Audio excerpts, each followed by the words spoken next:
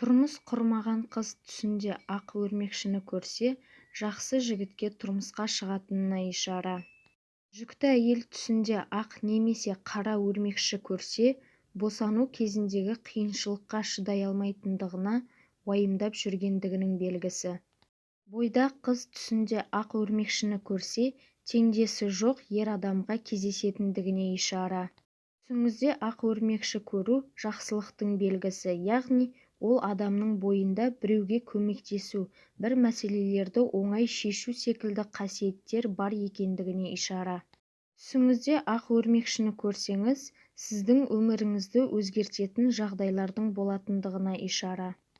Түсіңізде ақ өрмекшіні көрсеңіз, Алла тағаланың тыйымдарынан сақтанып, Алла жақсы көретін істерді жасап жүргендігіңізге ишара. Тұрмыстағы әйел түсінде ақ өрмекшінің жүргенін көрсе, ақылды әйел екендігіңізді және сол үшін күйеуіңіздің сізге деген махаббатының жақсы екендігін білдіреді.